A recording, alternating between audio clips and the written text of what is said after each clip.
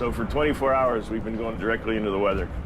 And the guys are going to get the bulk of the ice off here. During the filming of Deadliest Catch, a terrible accident occurred that sent shockwaves through the crew. We did really well up here last year. The season's just getting started for us. So I'm gonna load it up with a bunch of gear. While handling a heavy fishing pot, it suddenly slipped and struck Miles directly in the face, causing a serious injury. But what really happened in those intense moments after the accident? Was there more at stake than just Miles's life? Let us delve into the shocking details of that day and uncover the truths behind the drama on deck. When everything goes wrong on the open sea, Zach sprang into action, using his first aid skills to control the bleeding and assess the damage to Miles's face. He carefully checked whether any teeth were missing and started cleaning the wound, trying to gauge the extent of the injury through the shock and numbness Miles was experiencing. The seriousness of the situation was evident as Zach asked about the pain and began preparations to possibly stitch up the wound right there on the boat. Would they need to perform emergency surgery right there on the boat? And what impact did this incident have on the rest of the crew, knowing that they were still miles away from any real help? Just when they thought things couldn't get worse, another unexpected twist emerged, leaving everyone questioning if they would ever return home safely. He's got a big gash on his nose. Let's see.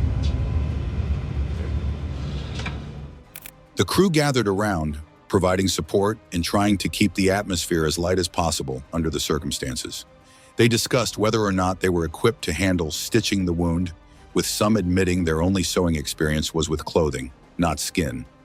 This brought a few nervous chuckles from the group, but the possibility of a broken nose made it clear that this was no laughing matter.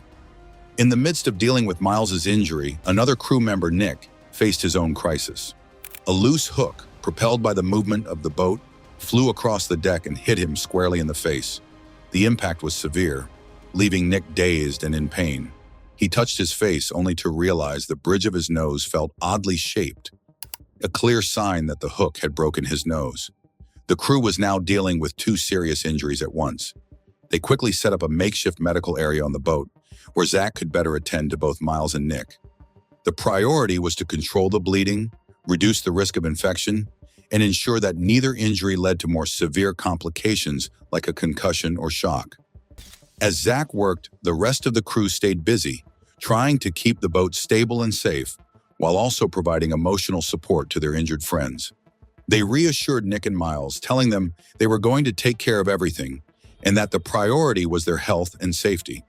Miles, make sure he doesn't have a concussion.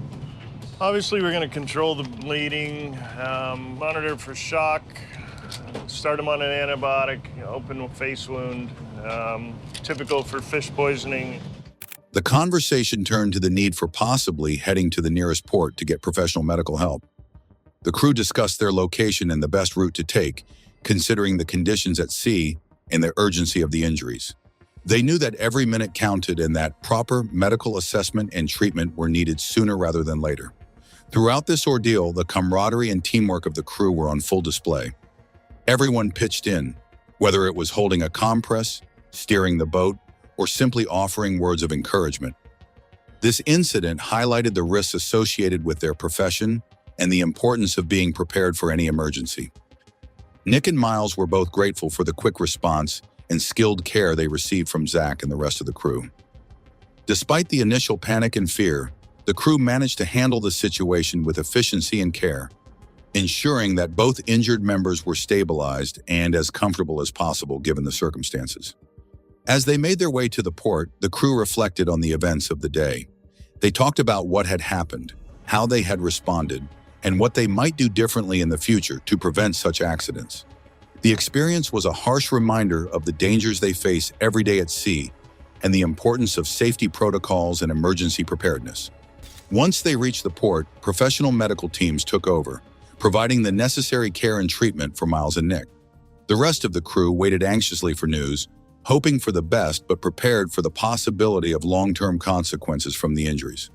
This dramatic day at sea was a testament to the harsh realities of fishing and the unpredictable nature of the ocean. It underscored the need for vigilance, quick action, and the strong bonds among crew members who must rely on each other when crises arise.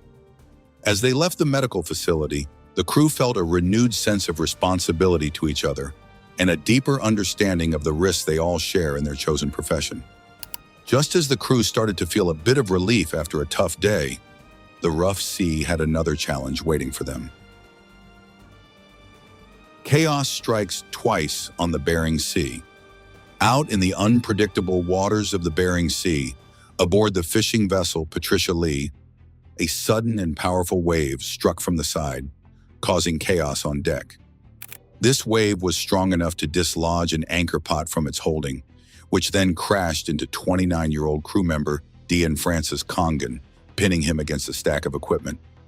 The situation was dire, with Dean suffering from what seemed to be severe injuries, potentially including broken ribs, which left the crew in immediate distress over his condition. The captain, trying to keep a calm demeanor amid the emergency, urgently communicated with the nearest Coast Guard station via the vessel's communication system, Comate Codici. He explained the severe circumstances and the potential need for a medical evacuation, though he was still assessing the situation.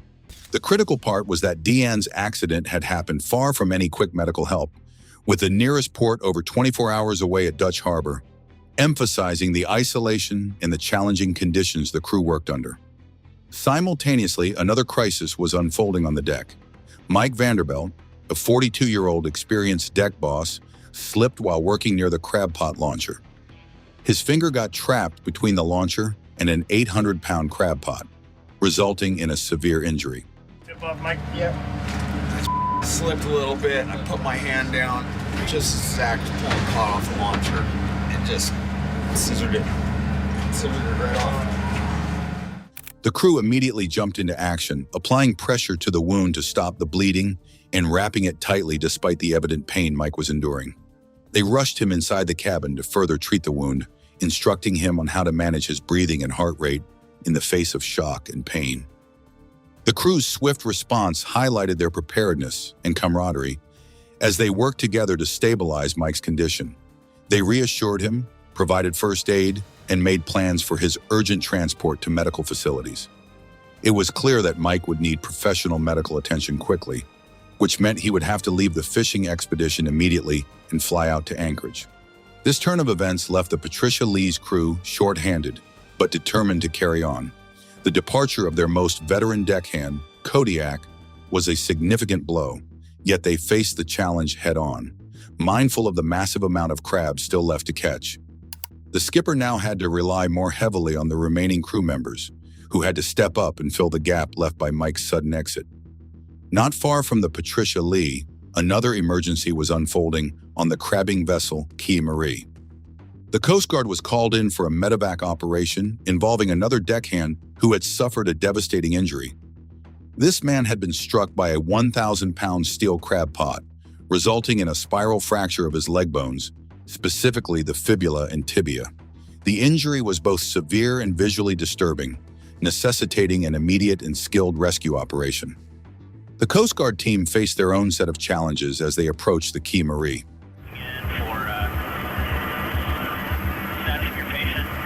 Make sure he's not starting to cut veins and stuff and bleed out. The weather conditions were adverse, with strong winds and high seas making the operation particularly hazardous. The rescue team had to navigate through these conditions, reaching the injured deckhand, who was unable to move due to his injuries. As the rescue swimmer was lowered onto the deck amidst 25-knot winds, the focus was on securing the injured man safely for extraction. The operation required careful coordination as the vessel pitched and rolled on the waves, with every move being calculated to avoid further injuries or complications. The deck was crowded with crab pots, adding to the complexity of the rescue. Once the deckhand was secured, the extraction process involved hoisting him from the deck, maneuvering carefully between the stacks of pots and through the challenging sea conditions. The team worked seamlessly, demonstrating their expertise and commitment to the safety of all involved. These incidents on the Patricia Lee and Key Marie showcase the harsh realities and the constant dangers faced by those who work in the crab fishing industry. Each day presents new challenges that require quick thinking, strong teamwork, and a deep commitment to one another's safety. The events also highlighted the critical role of the Coast Guard in providing vital support and rescue operations in one of the most treacherous fishing environments in the world. Even after handling the day's troubles, the dangerous Bering Sea wasn't done pushing them to their limits, a risky rescue in rough seas. Through it all, the crew members' bravery, the severe conditions they endure, and their reliance on each other for survival are a stark reminder of the perils of their profession. Yet their ability to face these dangers with courage and professionalism speaks volumes about their dedication and the tight-knit community they form at sea, where every wave and every operation can mean the difference between life and death. In the early hours of a brisk morning on the Bering Sea, a fishing crew faced a sudden emergency. Aboard their vessel, a seemingly routine task went awry, leading to a rapid response from the U.S. Coast Guard. After a tense 18 minutes, the crew emerged from the ship's cabin, having successfully carried out a crucial rescue operation. This quick and effective action highlighted the constant vigilance and readiness required in these unpredictable waters. The incident began during a standard procedure of emptying a crab pot into the ship. However, as the pot was being lowered, a mechanical failure occurred. The locking device malfunctioned, causing the pot to flip unexpectedly. Caught off guard, one of the crabbers attempted to dodge the swinging pot, but was not quick enough, resulting in his light equipment being damaged and his hands severely injured. With just 10 pots left to manage before the season's end, this incident served as a harsh reminder of the Bering Sea's unforgiving nature. Even for a seasoned crew, the waters hold relentless challenges that can escalate quickly into dangerous situations. As daylight broke over the isolated St. Paul Island, the injured crabber awaited help, stranded with his injuries. Meanwhile, the Coast Guard crew seized a narrow window of favorable weather to launch their rescue operation. Concerns about the crabber's condition, particularly the ongoing bleeding from his hand, added urgency to their mission. The potential for significant blood loss made the situation even more critical. I need a bunch of poly in my wheel right now because some guy doesn't know how deep it is here and he's got too much line. The rescue operation was meticulously planned and executed. Communications between the Coast Guard helicopter and the fishing vessel were continuous and focused, coordinating the approach and ensuring all details were handled precisely. The team prepared for a basket recovery, carefully positioning the helicopter and lowering the rescue basket to the deck of the swaying ship. Once everything was in place, the injured crabber, equipped with a protective Mustang coat against the cold, was ready for evacuation. The precise operation involved multiple commands and checks, ensuring the crabber was securely in the basket and ready to be lifted. The crew on the vessel attended to the equipment, maintaining communication and altitude accuracy to facilitate a smooth extraction. The moment the crabber was hoisted aboard the helicopter marked a crucial transition from immediate rescue to medical emergency management. The focus quickly shifted to his survival and the preservation of his hand. The helicopter raced back to the clinic in St. Paul, where medical staff were prepared to take over. Upon arrival, the crabber was transferred to an ambulance and rushed for medical imaging. X-rays would reveal the extent of the damage to his hand, which was crucial for planning further treatment. Initial discussions had already considered the severe possibility that some fingers might not be salvageable, and a specialist hand surgeon would be needed to make those determinations. The medical team worked swiftly, removing bandages to assess the injuries before deciding on the next steps. The X-rays confirmed fractures in his hand, complicating the situation. The decisions made by the hand surgeon in Seattle would be pivotal in determining how much of the crabber's hand could be saved, with the worst-case scenario being the loss of part of his hand. News of the accident spread quickly among the fishing fleet, stirring a mix of sympathy and stark reality checks among his peers. The life of a crabber is fraught with risks, and machinery like bait choppers can cause devastating injuries in mere moments. We're rattled. Wonderful world of ice fishing. All the pots are set. We need at least 24 hours to get 300s in these pots. The community reflected on the potential career-ending nature of such injuries and the profound impact they have on the lives of those who work at sea. For Dean Brandon, the injured crabber, the path ahead was uncertain and daunting. Transported to Seattle for advanced medical care, he faced the possibility of significant, life-changing injuries. The incident not only caused him physical harm, but also emotional and psychological distress, as he grappled with the implications for his future. This event was a potent reminder of the perils that come with the territory of high seas fishing. The Bering Sea, with its cold, rough waters and unpredictable conditions, demands respect and constant vigilance from those who navigate its depths. For the fishing crews who make their living in these waters, each day can bring new challenges that test their skills, resilience, and determination to survive. The episode underscored the vital role of the Coast Guard and medical teams who provide emergency assistance and support to the maritime community. Their quick response and skilled handling of such situations are crucial in saving lives and mitigating the severe outcomes of accidents in one of the most challenging working environments on the planet. With the worst behind them, the crew now face the hard truth that only being prepared and thinking fast could keep them safe at sea. Staying safe when things go wrong at sea. If something goes wrong while you're out on the water, acting quickly and carefully is key to keeping everyone safe. The most important thing to do first is stay calm. Getting anxious can lead to rash decisions, making things worse. Once you've managed to keep your cool, take a good look around to figure out what's broken, who's hurt, and what other dangers might be looming. It's crucial to get the word out immediately. Grab whatever means you have, like a VHF radio, satellite phone, or emergency beacon, and call for help. Make sure you give a clear account of where you are, what happened, and how many people are with you. If your boat is taking on water or badly damaged, set off life rafts and use flares, mirrors, or other signals to draw attention. Next, tend to anyone who's injured. Provide first aid, focusing on serious issues like deep cuts, broken bones, or head injuries. If there are severe injuries, you might need to use telemedicine services. These services offer step-by-step medical advice over the phone or internet and can be lifesavers until you get professional help.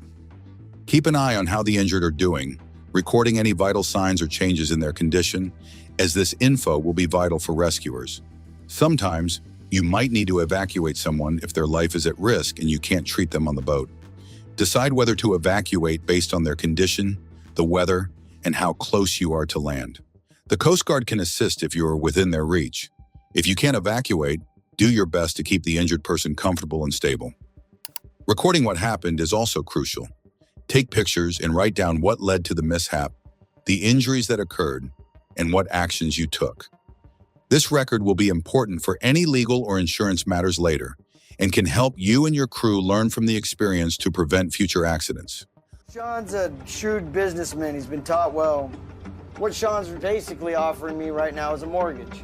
I don't pay the mortgage, I lose the boat and the business. Once you've dealt with the immediate threats, make sure to report the incident to the right authorities when you get back to land.